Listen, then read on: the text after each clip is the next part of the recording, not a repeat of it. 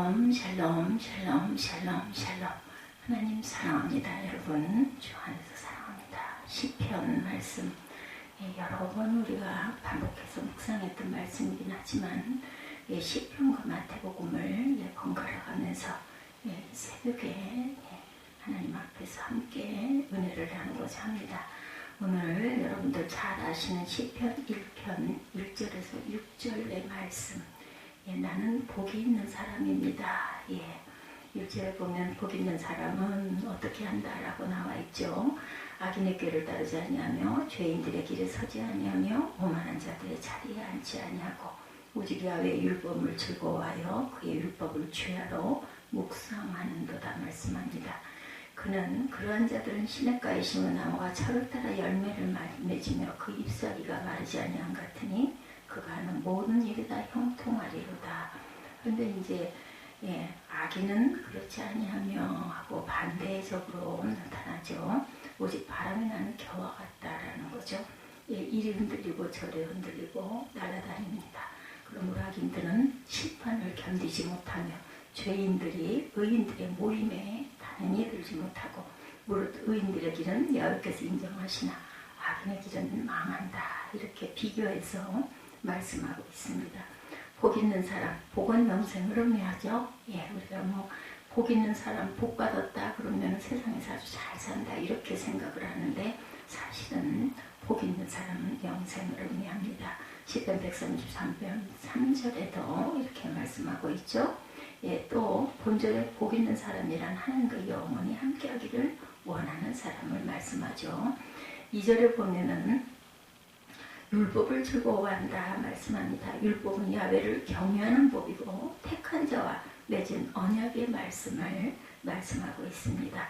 신명기 48장 13절 그죠? 그리고 신명기 5장 1절에서 3절에 증거하고 있죠. 신명기 44장 8절에서 10절에 보면은 4장 8절에서 13절입니다. 48장이 아니라 신명기 4장 8절에서 10절에 보면 율법과 같이 그의 규례와 법도 나를 경외함을 배우게 하며 이렇게 말씀하고 있습니다. 사람의 본분은 전도서 12장 13절에 하나님을 경외하고 그 명령을 지킬 것지어다. 이것이 모든 사람의 본분이다 라고 말씀하죠. 악인에 대한 것 4절에 말씀하죠. 반대로 악인은 그렇지 않다라고 하죠. 율법을 버리고 야훼를 경외하지 않는 자겠죠. 당연히 예레미야 2장 19절에 내 하나님 야훼를 버린가 내 속에 나를 경외하며 없는 것이 악이다. 시편 119편 53절에 주의 율법을 버린 악인들 느헤미야 1장 7절에 주를 향하여 크게 악을 행하여 계명과 율례와 규례를 지키지 아니하였다. 그리고 5절에 보면 그러므로 악인들은 심판을 견디지 못하며 죄인들이 의인의 모임에 들지 못한다. 의인의 모임이라는 것은 어떤 것일까요? 의인의 모임, 율법을 듣고 행하고 야훼를 경외하는 자의 모임들이겠죠. 로마서 2장 13절에 하나님 앞에서는 오직 율법을 행하는 자라야 의롭다 하심을 이루리라. 의인들의 길은 야훼께서 인정하신 악인들의 길은 망한다. 6절에 이렇게 말씀합니다. 교회 안에는 두 길이 있습니다. 의인의 길은 생명이고 악인의 길은 사망이죠. 잠언 11장 19절입니다. 의인과 악인의 심판에는 사도행전 24장 14, 5절에 보면 의인과 악인의 부활, 악인도 영벌의 부활로 그렇게 나뉩니다. 그리고 전도서 12장 13절에 선악간에 심판한다. 고린도후서 5장 8절에서 10절에 선악간에 그 몸으로 행한 것을 따라 받으려 한다. 요한복음 5장 29절에 선한 일을 행한 자는 생명의 부활로 악한 일을 하는 자는 사망으로 심판의 부활로 나아간다라고 이렇게 말씀하고 있습니다. 시편 1장 1절에서 6절 나는 복이 있는 사람입니다. 1편에 복 있는 사람에 대해서 우리는 누구나 복 있는 사람이 되고 싶어 하죠. 여러분도 복 있는 사람으로 사시기를 주님의 이름으로 축복합니다. 그 길은 정확하게 말씀드리죠. 하나님을 경외하고 하나님의 율법을 잘 지켜 행하고 가는 그러한 자들. 성경에서 복이라는 단어가 두 가지로 나오죠. 하나는 바라크입니다.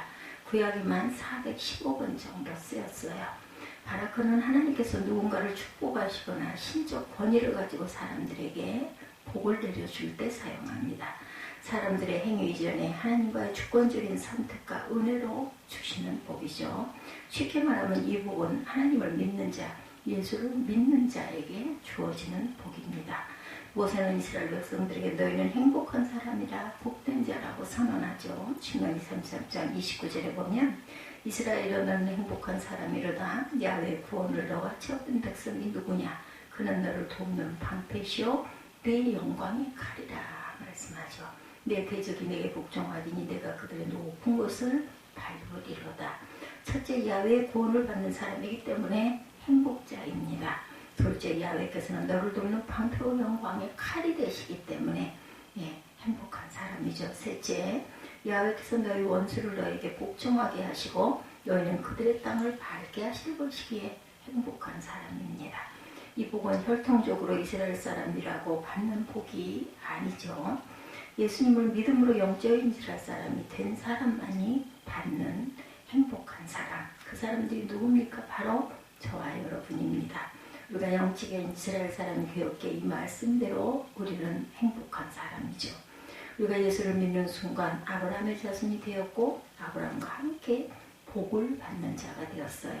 그래서 우리는 이미 복 있는 사람입니다. 왜냐하면 하나님이 우리의 아버지가 되시고 우리는 그의 자녀가 되셨기 때문에 이보다 더 큰 복은 없습니다. 우리를 위하여 영원한 하나님의 나라를 예비해 주셨으니 이보다 더 큰 복이 어디 있겠습니까? 이 땅에 사는 동안에는 성령 하나님이 함께하여 주시고 예수님의 이름으로 기도하면 응답해 주시고 병도 고쳐주시고 귀신도 쫓아주시고 산이 옮겨지는 기적이 일어난 이보다 더 큰 복은 없습니다. 우리는 실로 복을 받은 사람이고 복 있는 사람들인 줄 믿습니다. 할렐루야. 그런데 성경에서 바라크라는 단어 외에 아시와르라는 단어가 반복적으로 사용되고 있어요. 구약 성경에 44번 정도 사용됩니다. 아시와르는 하나님과의 관계 속에서 우리가 어떤 삶을 사느냐, 즉 나의 행함에 따라 주시는 복입니다. 하나님의 자녀이지만 어떤 이는 복을 받고 어떤 이는 이 복을 받지를 못해요. 그것은 나의 행함에 의해 결정되는 거죠. 이 복이 바로 오늘 본문에 나오는 복입니다. 만약 하나님의 자녀가 되었음에도 불구하고 불순종하고 욕심대로 살아가게 된다면 우리는 하나님의 주권과 은혜로 주신 바라크의 복을 누리지 못할 뿐만 아니라 내 순종의 결과로 주시는 아시와르의 복도 받지 못한다. 불순종으로 인하여 징계와 고난을 받게 될 것이죠. 그러면 어떻게 해야 할까? 하나님 주신 바라크의 복을 누리면서도 아시와르의 복을 받으려면 어떻게 해야 될까요? 오늘 본문의 말씀에서 그 해답을 찾으시기 바랍니다. 첫째, 복 있는 사람이 되려면 세 가지를 피해라 말씀합니다. 복 있는 사람은 악인들의 꾀를 따르지 아니하며 죄인들의 길에 서지 아니하며 오만한 자들의 자리에 앉지 아니하고. 첫째, 악인들의 꾀를 따르지 마시기 바랍니다. 둘째, 죄인들의 길에 서지 마시기 바랍니다. 셋째, 오만한 자들의 자리에 앉지 마시기 바랍니다. 복이 없는 사람은 처음에 악인의 꾀를 듣는데 그 불행이 시작됩니다.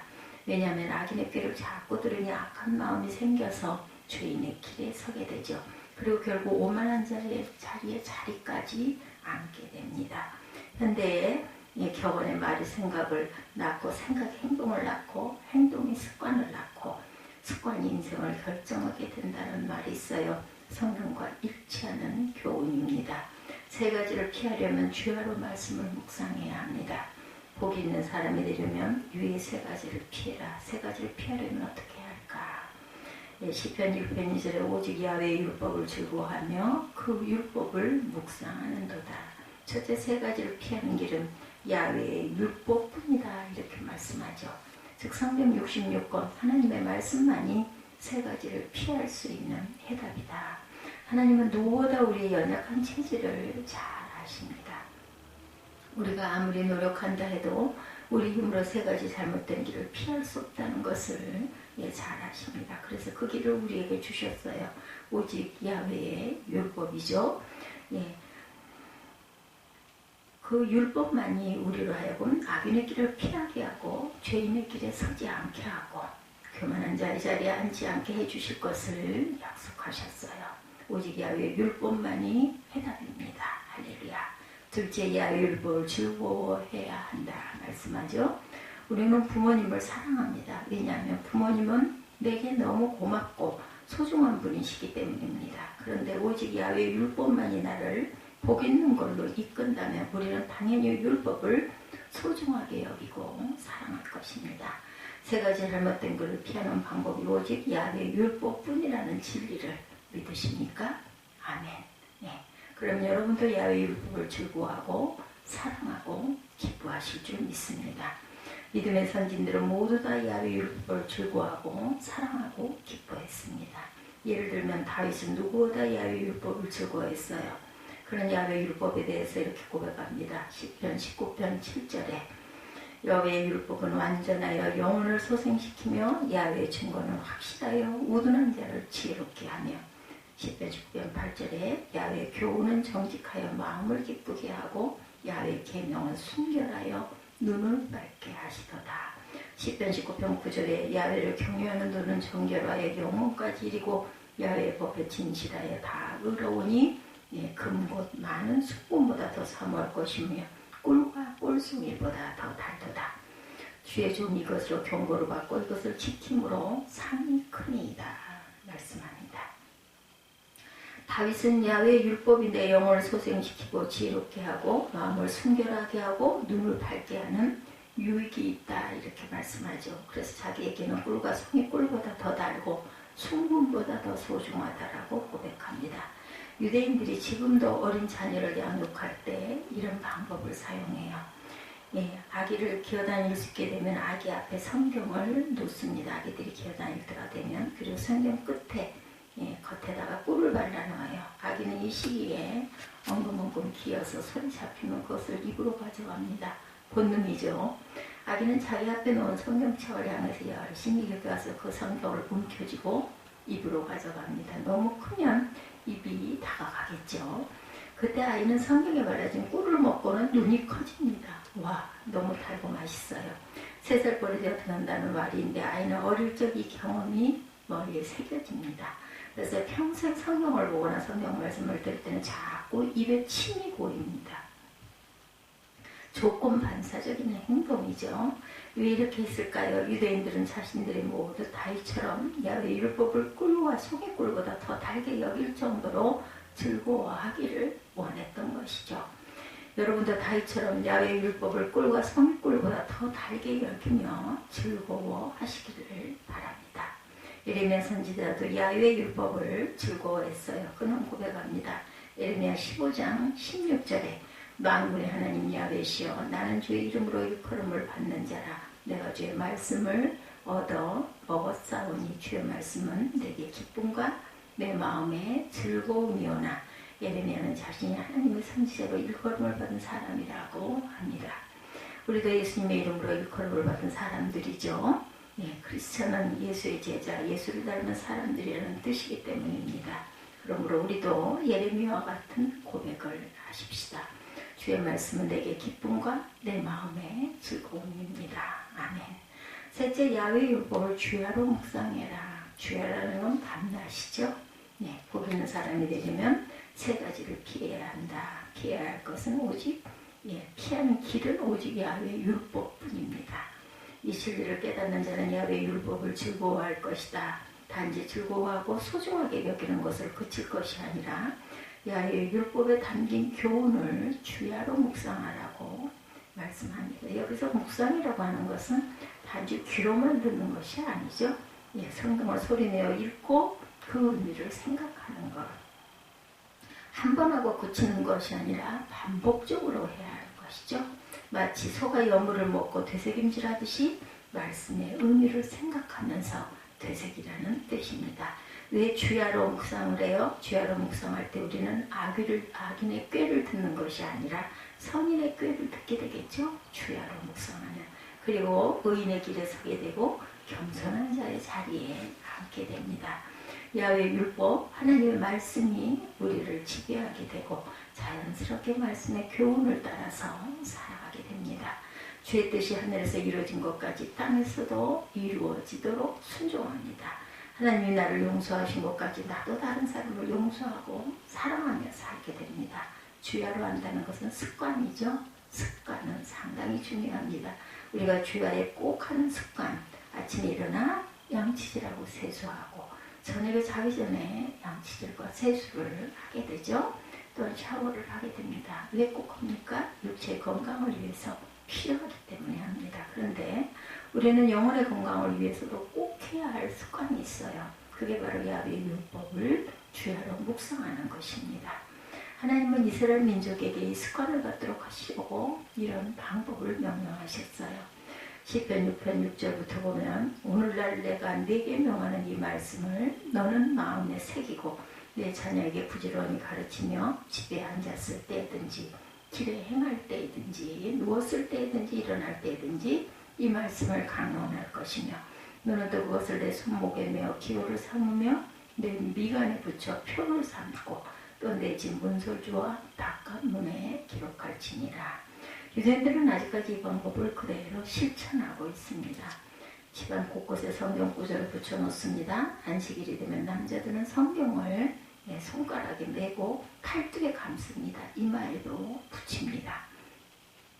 우리도 야훼의 율법을 주야로 묵상해야 합니다. 이 방법을 그대로 사용하지 않더라도 그 원리를 적용하는 것이 필요합니다.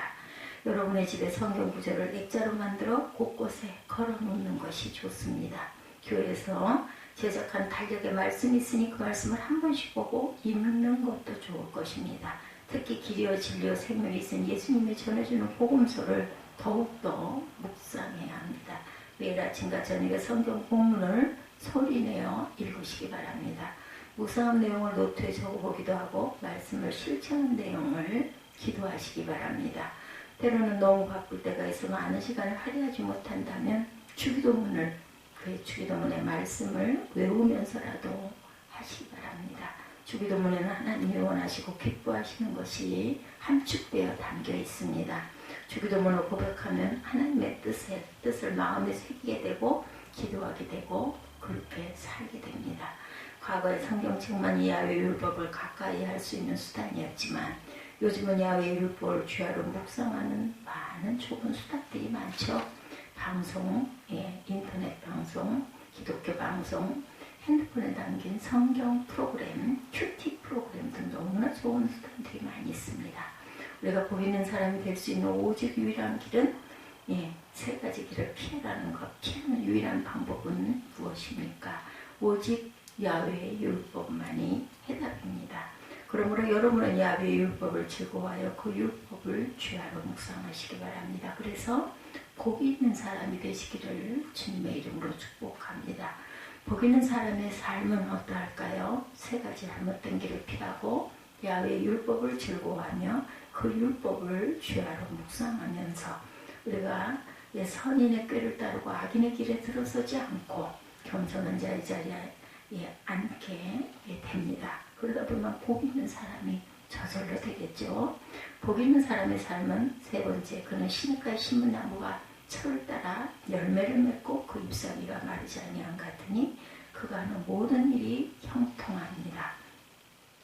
이스라엘 땅은 대부분이 황량한 땅이 많이 있어요. 비가 내리지 않는 건기에는 온통 광야의 모습입니다. 그런데 건기에도 푸른 실록이 우거진 곳이 있어요. 시냇가와 강가이죠.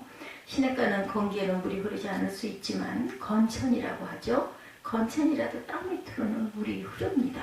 시냇가에 심은 나무는 건기이거나 가뭄이거나 철을 따라 열매를 맺고 그 잎사귀가 마르지를 않죠.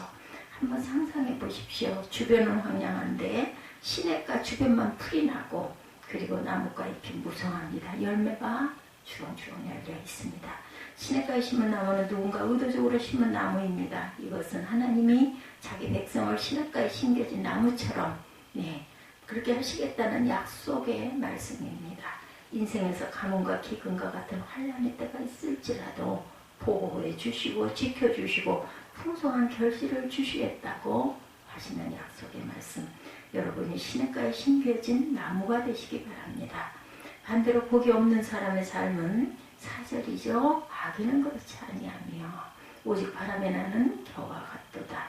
그러므로 악인들은 심판을 견디지 못하며 죄인들이 의인의 모임에 들지 못하므로 무릇 의인들의 길은 여호와께서 인정하시나 악인들의 길은 어찌 되겠어요? 망하겠죠.